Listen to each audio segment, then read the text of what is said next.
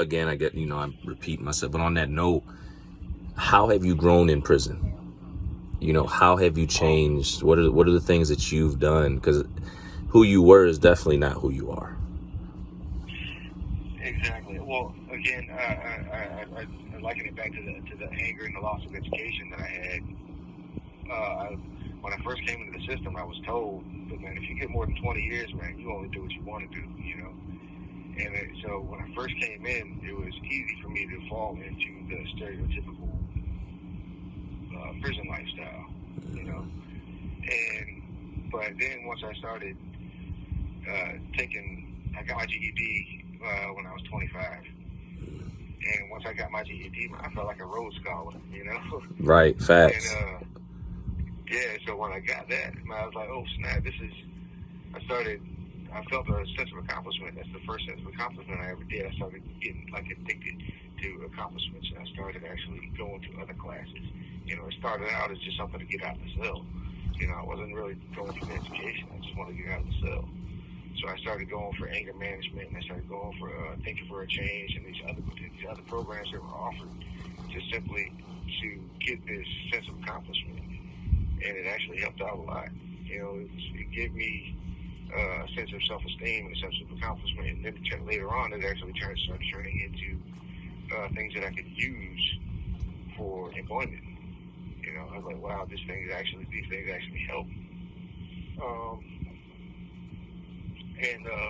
So this level of accomplishment has actually changed my view of things. But I had a huge turning point around 31 and 32. I was watching TV, and I remember the topic. The topic was milestones, right? Mm-hmm. Things that you should have accomplished at certain points in your life. And here I am in my 30s, and I'm looking around my cell, and I got a TV, I got a couple books, I got a pair of sneakers, and this is all of my worldly possessions at age 31, 32. Right. And, man, in your 20s, you're supposed to be setting your life up. In your 30s, you're supposed to be actually settling in, starting your family and buying a house and stuff like that. And I was like, dang, I ain't got nothing, I ain't done nothing. I've never actually paid rent in my life. I never had a kid, never done nothing. And in that moment, I was like, man, well, where would I be if I hadn't committed the crime that I did, if I hadn't killed that kid? Because at the time, I was a kid myself. Right. And and in that moment, I swear I could hear a voice accuse me of being selfish. Where would I be if I hadn't done that? But where would he be? So it's real. That was a defining moment. That was a defining moment in my life that actually turned everything on its head. And this is when I really understood that everything going forward would be that I could not separate myself from the life that I took. That I could never look at my life again and assess where I am without also assessing the life that I took, where it might be. Yeah. I know that there's, obviously, past conversation, hearing you now, I know that there's remorse. I know, obviously, I can only assume, if you could go back and do a few things different. What do you say to the individual that's carrying guilt, that feels like they can't change? Because obviously a switch got hit within you and you're like, regardless, I'm going to fight forward, not be worse, but be better. But what do you say to the individual that may be like, well, I'm already down this path. This is what it is. I'm not trying to go, a positive way. Well, see, man, there's only three phases in our life. There's yesterday, there's today, and there's tomorrow. You can't change. The only way you can affect tomorrow is by what you do today. And the only way you can affect yesterday is by forgiving yourself for what you did today. By forgiving yourself for what you did yesterday. I've gone through a lot of therapy for this, and I've been told by every therapist that I needed to learn to forgive myself. And this is something I struggled with a lot. I was like, man, what do you mean I need to forgive myself? This isn't something I can forgive myself for, you know? Yeah. Until I understood that they weren't telling me that I needed to let myself off the hook. It was something that they were telling me, look, yeah, hold yourself accountable, but also look past it and look and actually make yourself do something with it, you know. Yeah. So that's what that's the advice I would take. I would say, man, take it as a lesson and move forward with it. Everything is a lesson. Yeah. Change is possible. You know, I know individuals that made bad decisions when they were younger. I'm one of them. I got sentenced to 144 years in prison. You know, I was labeled a menace to society. I was told I would never come home. And towards the end, when I knew I had a chance and I was getting ready to come out, you know, I was asked a question, and that was, what would life look like, you know, if given a second chance? What do you envision life to be when you make it home?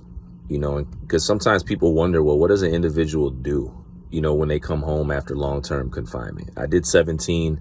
You've been at 25, but what are the plans? What is the things that you'll accomplish when you're back in society? Oh man, that's one of the things that I think about all the time is where will I stand when I get home? And first things first is I need to be able to take care of my wife. She's had some health issues, and I'd like to be able to stand with her and be able to take care of her first and foremost. But I've been learning a lot about the CDL system in truck driving. I'd like to be able to do that. I'd like to be able to do some programming, moving some programming out there, helping with parole and whatnot. And I think there's a lot of information, a lot of experience left inside of here that should not be lost in the world, you know. I agree. Yeah, I agree. One of the things they're starting to do out here now is create the CPS positions. I mean, it's been going on, but it's people with experience that are able to provide support and help people find a way out, you know, out of prison, addiction, etc. So, yeah, I agree, man. Right. I got to ask you this. Oh, go ahead. I was gonna say I helped establish a drug program, a substance use program at Green Rock. That's what's up. Actually, so I got it for his first two classes, and then I had to transfer out. Yeah. And then I've been working on setting up a new program here. For sure. Tell them put me on the screen, man. We'll tag team. I love speaking in prisons and all that, man. For real. That was great. I think actually the new when we get a new tab, I'll actually put you in for it. Yeah, man. I got to ask you this question before the phone call wraps up, because everybody's not always on our side of things and believing that people deserve second chances. What do you say in a broad way, just to the general public, to people that may feel like individuals that are incarcerated don't deserve a second chance?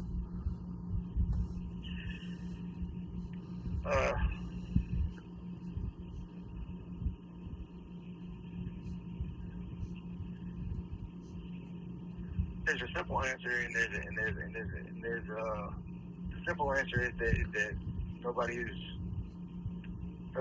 subject to their worst day, you know, and that's the answer that everybody's going to give. I would say that, man, there is so much experience in life lived behind these walls that we actually can bring a lot of lessons home that will actually prevent a lot of harm to our youth.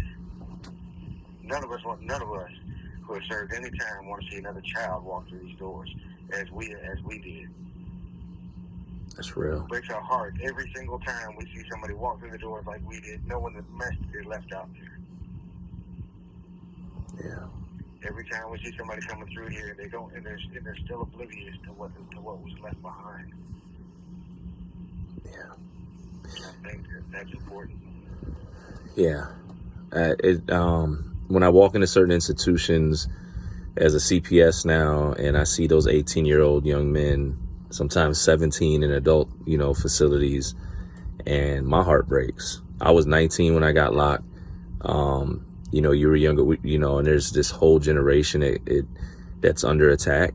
It's not foreign. It's been happening, but that's my prayer, like that our young people, 1 minute remaining, that our young people, can avoid the traps that we fell in. You get any final thoughts on this phone call? Anything you want to share? If you can, please just put some words out there, brother. And thank you for hopping on. Free yourselves with yesterday. Forgive yourselves for what you've done, and move forward today. And free up tomorrow. That's what I got. Well, that's a jewel right there for sure. Brother, I appreciate you hopping on here. I know it's not easy in there. Just keep fighting forward. Be in touch. You know what I'm saying? And hopefully we get you back up here, maybe just speak about, I don't know, the reality of prison conditions. I don't know. Something that people need to know, honestly, because you can give a perspective right now that even I can't, unfortunately, but fortunately. So people need to know. And I thank you, man. All right. Thank you. Yes, sir. You have a good one, brother. Thank you for using Global Tel Link. Hate that sound.